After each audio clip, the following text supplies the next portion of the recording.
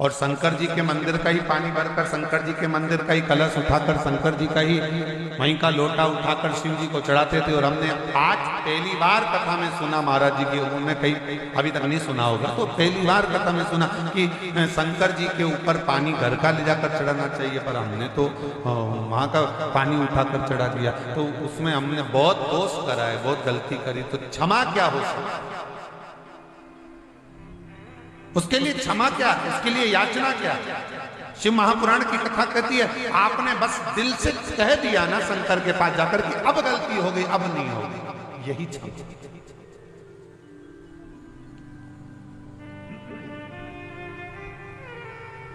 आप जाकर बोल दिए जब शिव जी के पास में कि भोलेनाथ मुझसे गलती हो गई।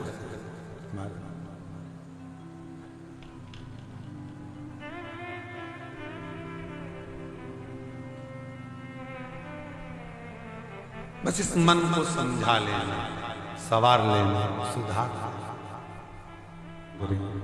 शंकर भगवान काली माता से हो गई गलती, हो जाती, झुकना जीते की पहचान, अकड़ना मुर्दे की शान। जो अकड़ रहा है वो समझ लो कि मर चुका है। भले वो जीवित हो अपनी जगह पर है, पर वो मर चुका।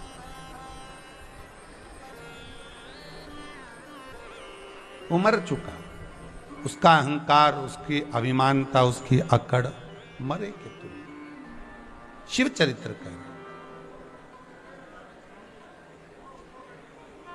एक पात्र में अगर थोड़ा सा दूध भी हमने लेकर, थोड़ा सा दूध का भाग अगर हम लेकर शिव के दरवाजे तक जा रहे हैं, शंकर की चौखट तक अगर हम पहुंच रहे हैं,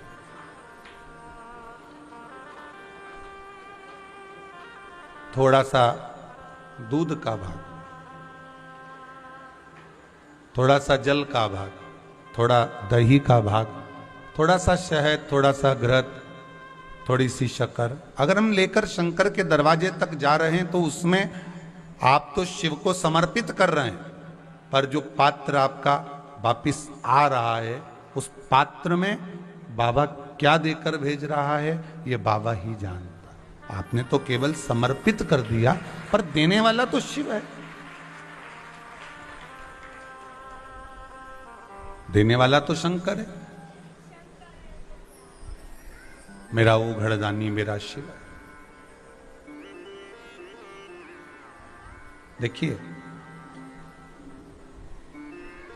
सती माता के भस्म होने के बाद, डीले कम करो, सती माता के भस्म होने के बाद जो माता पार्वती हिमालय राज के घर में प्रकट हुई हैं, हिमालय राज के घर में जन्मी है, तो ये कोई माता पार्वती कोई साधारण तो है नहीं। पितरों के घर की बेटियों की बेटियां हैं ये।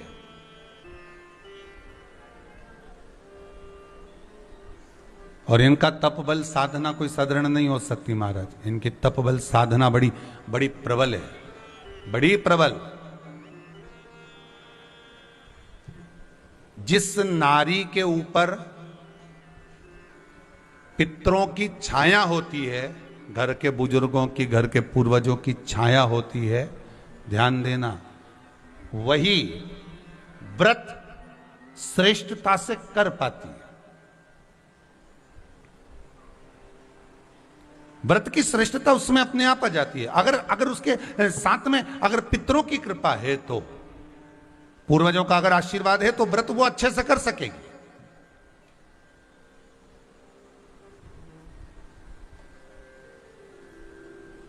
और सहज भाषा में समझ लीजिए, बहुत अच्छे से समझना इस बात को, कि मान लो, एक सरल भाषा में आप और अच्छे से समझिए उसको, बहुत अच्छे से,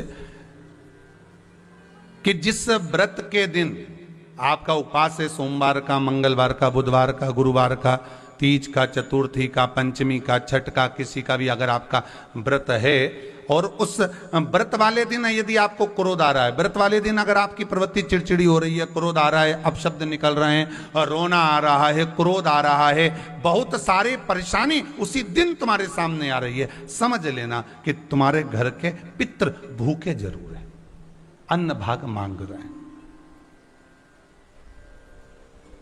एक बात पहले भी कही थी, शायद आपको ध्यान में होगा, रात्रि को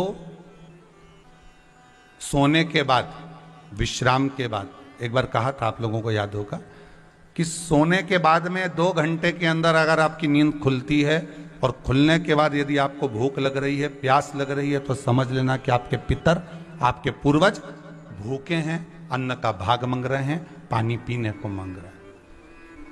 उससे नहीं समझ सकते तो व्रत से समझो।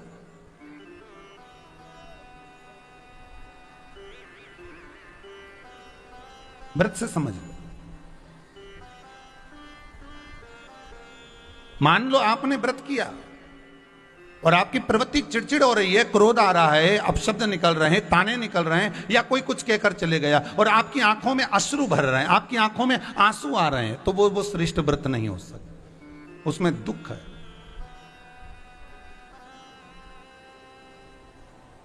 पुष्प ताजा है तो आप भगवान को दोगे, सही है कि गलत है? केला अच्छा है तो भगवान को दोगे, वो काला पड़ गया तो तुम भगवान को दोगे क्या? अंदर से गल चुका है तो भगवान को दोगे क्या? नहीं, आप भगवान को दोगे। कोई फल ताजा है तो आप भगवान को दे दोगे, कोई पुष्प ताजा है, अच्छा है तो आप भगवान को दोगे। अगर पुष्प मुरझा गया तो भगवान को दोगे क्या? पुष्प बेकार हो गया तो भगवान को दोगे क्या? नहीं। उसी तरह व्रत होता है, उसी तरह हमारा व्रत है। जिस व्रत में हमको क्रोध आ रहा है, जिस व्रत में हम चिड़चिड़े हो रहे हैं, जिस व्रत में हम अपशब्द कर रहे हैं, जिस व्रत में हमको रोना आ रहा है, जिस व्रत में हम किसी की बात का ठेस हमको पहुंच रहा है और हम क्रोधित हो गए, हम रो दिए, हम चिड़चिड़ हो गए, समझ लेना वो फूल मुरझा चुका है, वो व्रत तुम्हारा बेकार हो चुका है, उसको भगवान स्वीकार नहीं करेगा। और जिस व्रत में आपके चेहरे पर प्रसन्नता, हम इस व्यासपीठ से कहना चाहेंगे कि जितने भी यजमान यहां कथा करवाने आते हैं, जितने भी यजमान यहां पहुंचते हैं या ऑनलाइन वहीं से बैठकर पूजन कर कर कथा करवाते हैं, हम उनको भी कहते हैं कि 7 दिन की आपकी शिव महापुराण की कथा है, 5 दिन की आपकी शिव महापुराण की कथा है, 9 दिन की आपकी शिव महापुराण की कथा है। शंकर की कथा, चाहे भागवत कथा हो, चाहे रामायण कथा हो, रामचरितमानस हो, चाहे गीता हो, जिस पुराण को आप बचवा रहे हो, जिस पुराण को आप करवा रहे हो, जो करवाने वाला होता है उसके चेहरे पर स्माइल होना चाहिए, प्रसन्नता होना चाहिए। क्यों? क्योंकि इस पुराण को आप अकेले नहीं सुन रहे, इस पुराण को आपके पितृलोक में विराजमान पितृ पूर्वज भी श्रवण कर रहे हैं। जितनी आपकी चेहरे पर प्रसन्नता होगी उतनी आपके पूर्वज भर भर कर आशीर्वाद देंगे। 7 दिन तक, जब तक आप कथा का रसस्वादन कर रहे हो, कथा श्रवण कर रहे हो, 7 दिन तक आपके चेहरे पर अगर प्रसन्नता है तो पूर्वजों का आशीर्वाद आप पर बना हुआ है, आप पर बना हुआ है।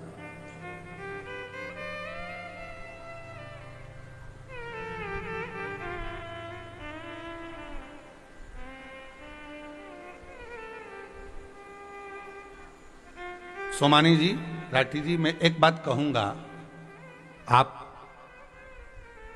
राठी परिवार, सोनी परिवार, सोमानी परिवार, तोशनीवाल परिवार, बियाणी परिवार जो कथा करवा रहा है बाहर से ऑनलाइन शिव पुराण, एक बात कहूंगा कि इस शिव पुराण का कुछ तो ऐसा प्रमाण है, शंकर की कथा का प्रमाण कुछ ऐसा है कि जो यजमान, जो व्यक्ति एक बार इस कथा को भले ऑनलाइन कराता है, चाहे वो यहाँ बैठ कर कराए, पर एक बार अगर करा कर चले जाता है तो दूसरी बार वो शीघ्र आकर कथा करवा लेता है। यहाँ का प्रमाण ही कुछ है, इस शिवपुराण का कुछ कृपा ही ऐसी।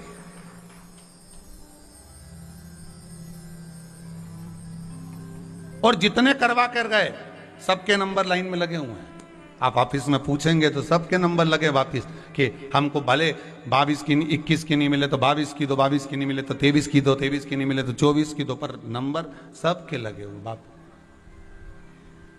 और आपसे भी निवेदन है, जितने श्रोता इस आस्था चैनल के माध्यम से, जितने फेसबुक यूट्यूब के माध्यम से इस पावन कथा को श्रवण कर रहे हैं मेरे भोले भंडारी से, भोला है और भंडारी, भंडारी मतलब भरने वाला, खाली तो छोड़ता ही नहीं है। सावन के महीने की कथा सुन रहे हो, शिव पंचामृत कथा सुन रहे हो, तो बाबा से निवेदन इतना जरूर करना कि बाबा मेरी झोली खुशियों से ऐसी भर देना कि मैं भी एक बार शिव महापुराण की कथा करवाऊं। तेरी कृपा होगी तो होगा, तू करुणा करेगा तो होगा, तू कृपा नहीं करेगा तो कुछ नहीं हो सकता। कि झोली ही मेरी तंग है, तेरे यहाँ कमी नहीं। बस पात्रता अच्छी होगी, पात्र अच्छा होगा, बर्तन अच्छा होगा, अगर धुला हुआ होगा तो भगवान को भी देने में आनंद आएगा। आप बर्तन को अच्छा रखोगे तो आप ये मन को अच्छा रखोगे तो भगवान देने में पीछे नहीं हटता, खूब देता, खूब।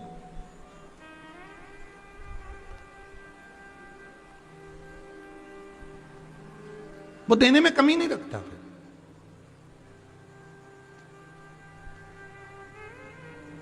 जिस व्रत में आपकी आंख में आंसू आ गए, जिस व्रत में आप रो रहे हो, जिस अनुष्ठान में आपकी आंख में आंसू भरे हुए हैं, जिस अनुष्ठान में आप रो रहे हो, आपकी चित्तवृत्ति में सुख का अनुभव नहीं है, तो बाबा कहता है फिर उसका आनंद नहीं। पूर्वज इंतजार करते हैं पितृलोक में। घर की मां, घर का पिता कभी अपने बच्चे को रोता हुआ नहीं देख सकता, कभी रोता हुआ नहीं देखेगा। बहू अपशब्द भी कह देती है ना, तो भी सास दूसरी बहू से कहती है जा उसको चाय दे कर आ, तो दूसरी बहू कहती है मां अभी तो झगड़ा करके गई आपसे, अभी आड़ा टेढ़ा बोल रही थी और चाय पहुंचा रही हो। पागल है, उसमें तो अक्कल नहीं है, तू तो समझदार है ना, चाय दे क्या, जा चाय दे। तो इतना बोल रही थी वो, तो मैं तो कुछ खाऊंगी नहीं, भले नहीं खाए, अपना काम है ना, तो चाय दे करा जा। सास अगर रोटी खाने भी बैठती है ना, बहू से झगड़ा भी हो जाता ना, तो भी उसको रोटी नहीं भाती, वो कहती है जा पहले उसको पूछ ले उसने खाया कि नहीं खाया। और अगर सास खा भी लेगी तो कह देगी उसको भी दे, बोल देना कि खाना खा ले। वो नहीं खा रही तो एक काम कर, उसके कमरे में दिया, जा दिया। ये मां होती है, ये पिता होता है। गलती हो गई ना तेरे से बेटा, थोड़ी सी गलती हुई है ना, तो चिंता मत कर, जा, हो गया ना, हो जान दे, देखा जाएगा, तू जा संभाल, आगे जाके वापिस फैक्ट्री संभाल, वापिस काम संभाल, वापिस दुकान संभाल, हम देख लेंगे, जाओ तुम जाओ। पिता, माता, बच्चे दुखी हैं तो माता पिता दुखी हैं।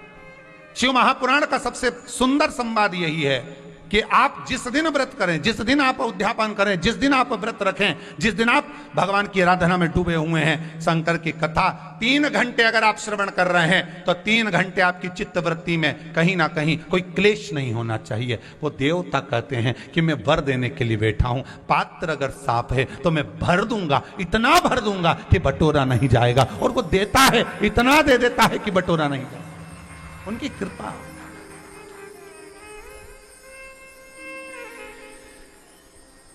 वो कृपा है।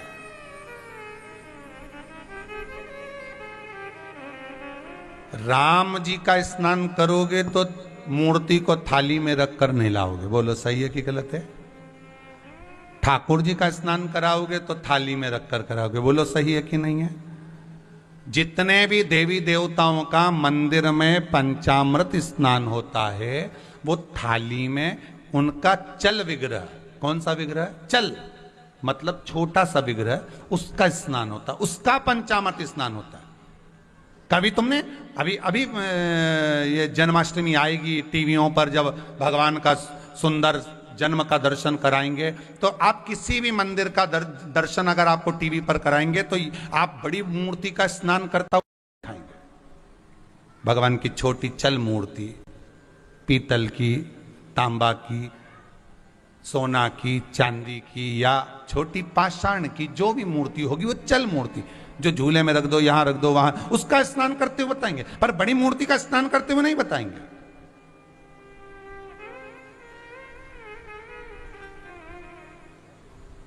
अगर बड़े स्वरूप का दर्शन करते हुए, पंचामृत स्नान कराते हुए, बड़े स्वरूप का अगर स्नान कराते हुए बताएंगे तो दो का बताएंगे, एक मेरे देवाधिदेव महादेव, और दूसरे नंबर पर अगर आपको दर्शन कराएंगे तो मेरे जतिपुरा में विराजमान गोवर्धन नाथ जी का दर्शन बता देंगे। वहां दर्शन आपको करा दिया जाएगा कि यहाँ दूध चढ़ रहा है, यहाँ पंचामृत स्नान हो रहा है। शंकर जी का, महाकाल का दर्शन आपको दिखा देंगे, काशी का दिखा देंगे, सोमनाथ का दिखा देंगे कि जल चढ़ रहा है, दूध चढ़ रहा है, दही चढ़ रहा है, पंचामृत चढ़ रहा है। ये दर्शन तो आपको करा देंगे। ये आप दर्शन आप ऑनलाइन भी कर सकते हो, लाइव भी कर सकते हो।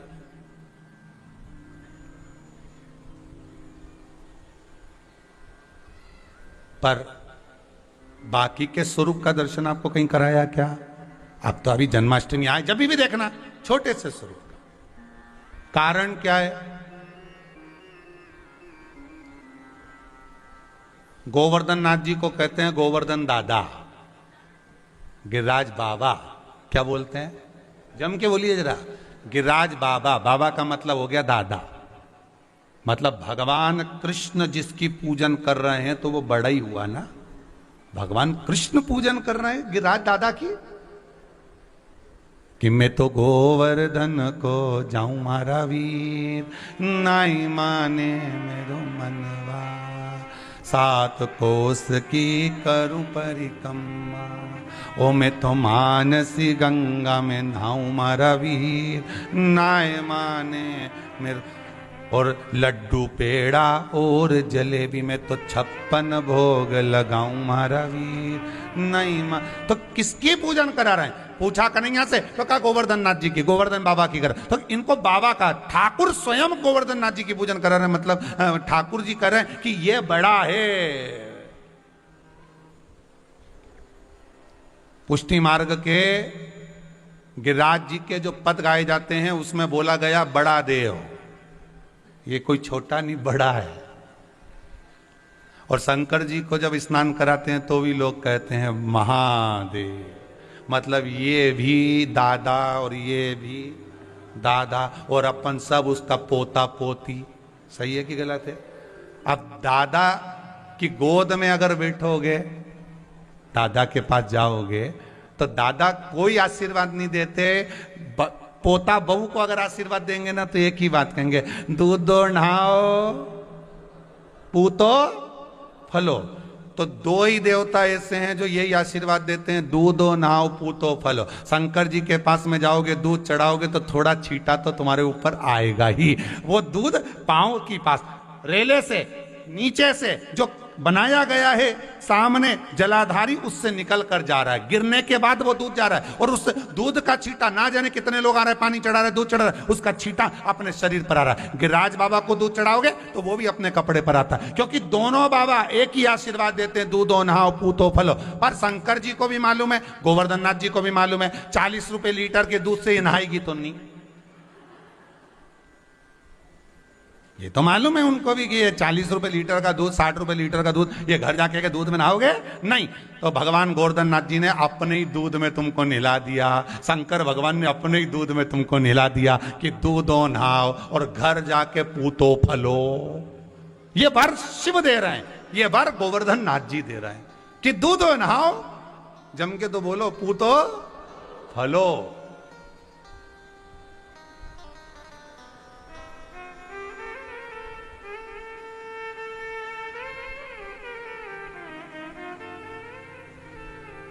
रोज रोज आप में से कितने लोग हैं जिनके घर में लड्डू गोपाल हैं? आप रोज रोज क्या लड्डू गोपाल का दूध से स्नान कराते हो? रोज रोज पंचामृत स्नान कराते हो? नहीं। पर शंकर भगवान अगर आपके घर में विराजमान है तो मन में आ जाता है थोड़ा सा दूध चढ़ा दूं, थोड़ा सा निकाल देना कटोरी में, अभी तपाना मती, तपाए ना तो थोड़ा सा दूध में। पहली बार तो महल बनवाया, और आप क्योंकि बुलाएंगे नहीं, अपन तो बुलाएंगे। पत्र लिखा, नारद जी को बुला करके पत्र लिखो, देव ऋषि नारद लेकर जाओ भगवान विष्णु के यहाँ, नीचे लिख देना सा परिवार। नारद जी बोले उनके परिवार में है ही कौन, 2 ही तो है, तो परिवार लिखने की जरूरत क्या, श्रीमान श्रीमती लिख दो। नहीं नहीं लिखो सा परिवार। देव ऋषि नारद ने लिख दिया सा परिवार, जाकर देखे आना, अच्छे से बोल के आना, सा परिवार आना। भगवान नारद जी ने पत्र दिया। भगवान विष्णु ने पूछा क्या है नारद? नारद जी बोले पत्र है, सापरिवार का आया है और भगवान शिव के मकान का मुहूर्त है। अच्छा हाँ। लक्ष्मी जी को भगवान विष्णु ने बुलाया कि तुम्हारी बेस्ट फ्रेंड के यहाँ मुहूर्त है, तैयारी करो। लक्ष्मी जी बोले मैं तो 5 दिन से सिर दुख रही है, मेड़ से नहीं बनेगा जाते। शंकर भगवान की पहली बार तो कार्य आया और तुम क्या जाते नहीं बनेगा, चलना तो पड़ेगा, चलो तैयारी करो। लक्ष्मी जी ने तैयारी करी, मुहूर्त विशर्वा जी पूजन करने बैठे और पूजन, पहली वास्तु पूजन अगर किसी ने करी है, स्वयं की स्वयं पूजन कर रहे हैं तो वो शंकर ही है। मेरा शिव जजमान बना, मेरा शंकर ही पूजन करा, कोई दूसरा नहीं करा।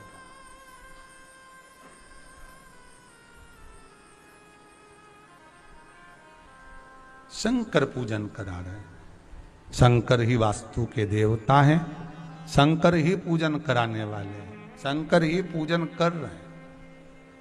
पूजन चालू हो, पार्वती जी को बुलाया, विशर्वा जी ने चला जाओ बैठ जाओ। पार्वती जी बोली अभी नहीं बैठूंगी। शंकर भगवान बोले बैठ भी नहीं सकती, इसकी तो बेस्ट फ्रेंड नहीं आई, कहां से बैठेगी? जब सहेली आएगी तब बैठेगी, अब आई तो है नहीं। थोड़ी देर में गरुड़ पर दिखे नारायण लक्ष्मी, मेरे प्रभु जब दिखे, पार्वती मैया खुश हो गई।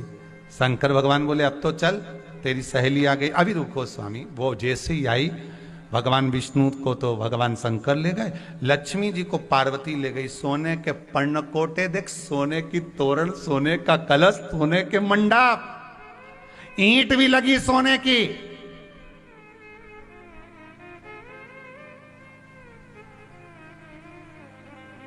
सब दिखाया। बाद में पार्वती जी ने कहा क्यों री लक्ष्मी, तुम्हें थोड़ी वो शर्म नहीं आई?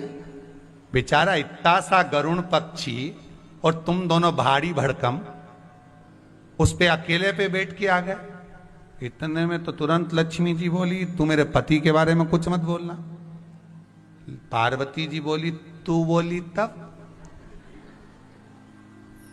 दूसरे पर उंगली उठाना सरल है, पर दुनिया के लोग जब आप पर उंगली उठाएं तो वो कठिन है,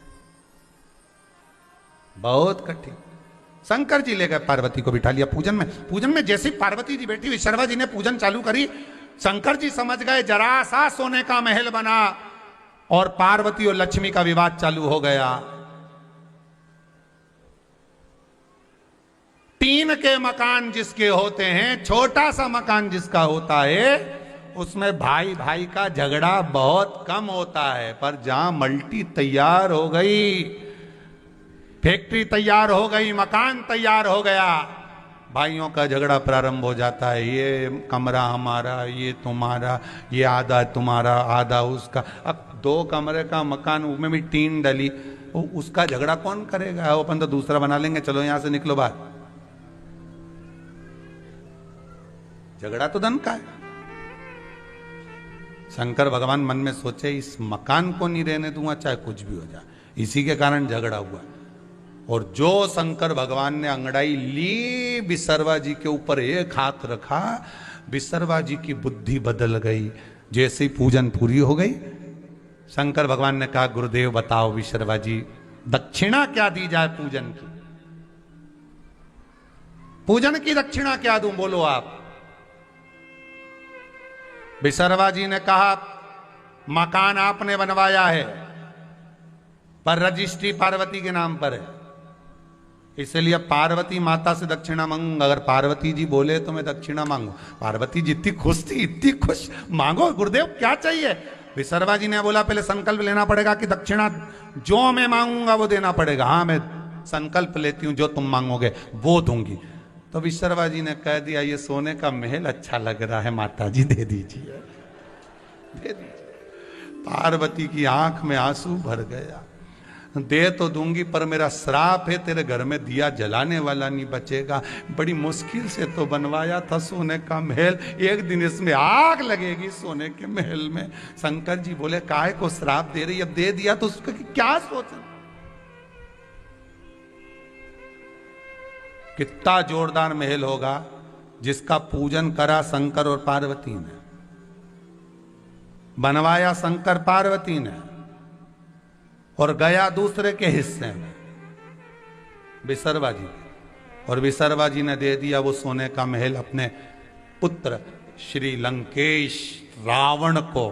और वो रावण के पास जब सोने की नगरी आई, तब रावण ने पंडितों को बुलाकर पूछा, ये बताओ हमारे महल में आग काय को लगी, आग लगने का कारण क्या था? तो पंडितों ने कह दिया, ज्योतिषी देखने वालों ने, ये पुराना है, श्राप लगा था। पुराना है, आज का नहीं, मिला है।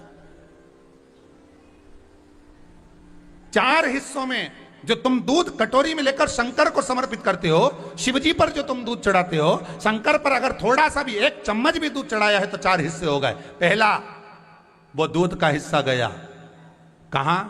वास्तु के देवताओं के पास। किसके पास गया है? जम के बोलिए जरा। वास्तु के देवताओं के पास, जो दूध से स्वीकृत रहते। हिंदू धर्म में आज भी नियम है, जब वास्तु पूजन होती है तो गैस पर रखकर दूध को उफाना जाता है, तपाया जाता है, दूध गिरता है तो उससे मालूम पड़ता है कि वास्तु का देवता कितना प्रसन्न हुआ है। एक भाग गया वास्तुदेव के पास, शंकर ही वास्तु के देवता हैं। दूसरा भाग गया, जैसे ही हम दूध चढ़ाते हैं वो दूध जलाधारी पर गिरता है। बोलो सही है गलत? जैसे ये जलाधारी है, ये शिवलिंग है, शिवलिंग पर अगर आपने दूध चढ़ाया तो ये गोल जो जलाधारी है इस पर जाएगा कि नहीं जाएगा? तो ये जलाधारी कौन है? माता पार्वती।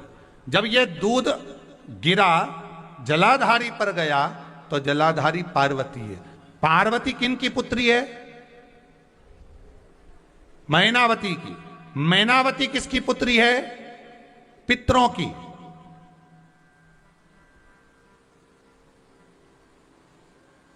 जब ये दूध पार्वती के हस्त कमल पर जाता है, पार्वती इस दूध का भाग मैनावती को देती हैं कि माता आपने मुझे दूध पिलाकर पालन। शंकर देकर भी परीक्षा लेता है और लेकर भी परीक्षा लेता है।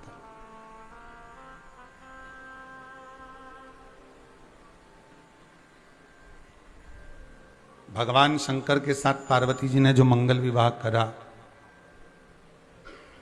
तो पार्वती के पास में दुनिया के लोगों को भले ये लगा हो कि पार्वती जी के पास में कुछ भी नहीं, गुफा में प्रवेश करती हैं, गुफा में रहती हैं, कुछ है भी नहीं, वस्तु सामग्री कुछ दिखती भी नहीं है। भले दुनिया के लोगों को नजर नहीं आ रहा कि कुछ नहीं है, पर ईमानदारी से बोलो, शिव महापुराण की कथा कहती है जब चोर को कुबेर बना सकता है तो क्या पार्वती जी को हीरा सोना चांदी का आभूषण नहीं दिला सकता है? विचार करिएगा जरा।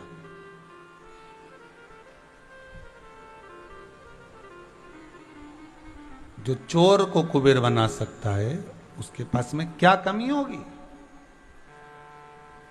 क्या कमी?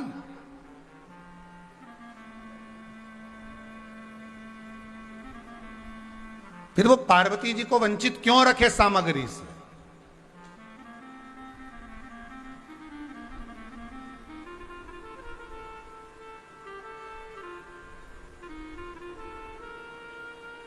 केवल एक शंकर के साथ ऐसा नहीं हुआ है, भगवान ओगरदानी के साथ में ऐसा नहीं हुआ है, शिवजी के साथ में केवल ऐसा नहीं हुआ है, आपके साथ में भी हुआ होगा। ड्राइवर ने कहा, सेठ जी जरा मुझको 12,000 रुपये दे दो ना। सेठ जी ने पूछा क्यों? बस चाहिए मेरे को। सेठ जी ने 12,000 रुपये दे दिए उसको। मुनीम को जिसने मांगा उसको 12,000 दिया, वो ले गया और 12,000 की उसने वॉशिंग मशीन खरीद ली, अपनी पत्नी को लाकर दे दी। सेठ जी ने एक दिन पूछ लिया, क्यों रे तूने ये 12,000 का क्या करा? वॉशिंग मशीन खरीद लाया सेठ जी। अच्छा, घर पे रख दी, कपड़ा धुल रहे हैं बढ़िया चकाचक। और पत्नी ना जाने कितनी दिवाली निकल गई, हर दिवाली पे एक ही बात कहती, वॉशिंग मशीन लिया। तुमने दूसरे को दिया, वो ले आया, पर घर में वही वस्तु ना आई, उसका कुछ कारण हो सकता है। तो क्या सेठ जी के पास में पैसा नहीं है? अरे बोलो तो जम के, है ना। जब वो 12,000 उसको दे सकता है, 15,000 किसी को दे सकता है, तो क्या घर में सामान नहीं ला सकता? ला सकता है। पर सेठ ये विचार करता है कि बच्चों को, बहू को, परिवार को थोड़ा सा रहने का तरीका, लक्ष्मी की पूजन होना चाहिए। यहाँ तो लक्ष्मी जी की पूजन गणेश जी के साथ होती है दिवाली पे। दिवाली पे सरस्वती की पूजन होती है, गणेश जी की पूजन होती है, लक्ष्मी जी की पूजन होती है, पर होना चाहिए भगवान विष्णु के साथ। फिर गणेश जी के साथ क्यों होती है? उसका कारण है कि लक्ष्मी गणेश के साथ अगर विराजमान है तो वो पूर्ण लक्ष्मी है। वो पूर्ण लक्ष्मी अगर गणेश जी के साथ में वो बैठी हुई, और संसार का कोई मनुष्य जब भगवान की पूजन अर्चना करता है तो पूर्ण लक्ष्मी ही चाहता है। तो कहा कि ये लक्ष्मी जी के साथ सरस्वती का पूजन क्यों होता है? क्या कारण है? कलम की पूजन, पोथी पाने की पूजन, भाई खाते की पूजन, सरस्वती माता का पाना जो आता है लक्ष्मी जी का, बीच में लक्ष्मी जी रहती है, गणेश जी इधर, सरस्वती। तो आखिर ये कारण क्या है कि ये सरस्वती का पूजन होता है? उसका कारण क्या है? शिव महापुराण की कथा कहती है कि सरस्वती लक्ष्मी को पार्वती के यहां लेकर गई थी, इसलिए पार्वती जी ने गोदी में गणेश जी दे दिए लक्ष्मी के। लक्ष्मी ने कहा अगर तू मुझे लेकर पार्वती के यहां नहीं जाती तो शायद मेरी गोदी कभी नहीं भराती। एहसान मानो उसका जो आपको सतमार्ग की ओर लेकर जा रहा है।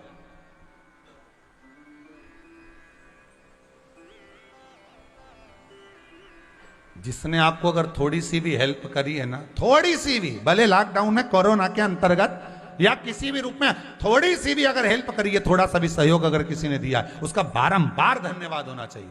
ये दिवाली पे जो लक्ष्मी की पूजन के साथ सरस्वती का पूजन देख रहे हो, ये उसी का फल है, उसी का स्वरूप है कि देने वाले का धन्यवाद करो। तेरा ही दिया मैंने खाया पिया है, तेरा शुक्रिया है, तेरा शुक्रिया। आप उसको बारंबार धन्यवाद दीजिए, बारंबार उसको धन्यवाद दो कि आपके बल पर आज मैं यहां पहुंच गई। कई कई माताएं कहती हैं हम तो जानते ही नहीं थे यहाँ पर, हमने तो आज तक नहीं आए थे, हम तो देखे ही नहीं थे, हमने तो शिव महापुराण की कथा भी, हमने हमारे रिश्तेदार का फोन आया तब हमने चालू करी देखना है, तब हमको मालूम पड़ा। कई पतियों कहते हैं हमें नहीं मालूम था कि कथा, पत्नी सुनती थी, उसने हमको लगा दिया कथा में, उस रसतत्व में डुबो दिया, हमको नहीं मालूम था। उसको बारंबार धन्यवादता दीजिए, बारंबार साधुवादता दीजिए, उसकी कृपा है जो आपको सत्संग में लगाया, स्मरण, बड़ी कृपा है। पार्वती मैया शिव जी से एक संवाद कर रही है, बड़ा सुंदर है, बड़ा सुंदर है, शंकर से कर। आपकी उदारता है शंभो, आपकी दया है शंभो, और आप अगर करुणा ना करें तो संसार का ऐसा कोई मानव है महाराज जा पर कृपा राम की होई, ता पर कृपा करे सब कोई। भगवान शंकर, राम, कृष्ण, शिव आपका इष्ट देव अगर स्वयं आकर आपको नहीं देता तो भगवान कहीं ना कहीं से किसी ना किसी के माध्यम से दिलवा देता है। जब वो देने आए तो उसका धन्यवाद करना कि वो नहीं आया, अपना माध्यम बनाकर भेज दिया, किसी को माध्यम बना, वो नहीं आया पर माध्यम बनाकर किसी को भेजा है, उसने भेज दिया कि ये आ रहा है, इसको दे देना, जाओ। कभी कभी कोई काम ऐसा अटक जाता है तो कोई व्यक्ति ऐसा मिल जाता है जो वो कार्य पूर्ण करा देता है। कोई कोई ऐसा मिल जाता है, कोई कोई ऐसा प्राप्त हो जाता है, तो उसमें एक सुख का भान, एक आनंद की अनुभूति होती है कि इसको मैं पहचानता नहीं था और मेरा ये काम हो गया। शिव ने भेजा है, शंकर ने भेजा है, राम की कृपा, कृष्ण की कृपा है, प्रभु की कृपा है। कितना पार्वती जी ने शंकर जी से कहा, ये आपकी करुणा है कि आप स्वयं नहीं जाते, किसी के माध्यम से करवा देते, ये आपकी उदारता है।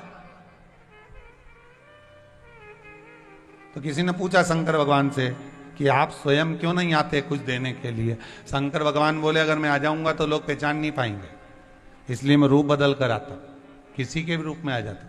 भगवान विष्णु अगर तुम्हारे यहाँ आ जाए, भगवान विष्णु अगर आ जाए, या मान लो शंकर भगवान एक दिन आ जाए जटा मटा बांध के, सांप लपेट के, मृगछाला पहन के और डमरू लेके और ऐसे बजाते बजाते तुम्हारी सोसाइटी में, तुम्हारी कॉलोनी में, तुम्हारे मोहल्ले में आ जाए, तो तुम सब निकल के 5-5 रुपया दे दो उसको। बोलो सही है कि गलत है? कि रामलीला वाला आ गया, नौटंकी वाला आ गया, तुम निकलोगे और 5 रुपये 10 रुपये दे दोगे कि डमरू बजा रहा है, इतना अच्छा बेचारा, कितना अच्छा रूप धर के आया। तो भगवान शंकर रूप रखकर नहीं आते, भगवान आए और अगर उसी रूप में आ गए तो भगवान को पहचान नहीं पाओगे, इसलिए भगवान अपने रूप में नहीं आता, भगवान रूप बदलकर कोई आपके अपनों का रूप रख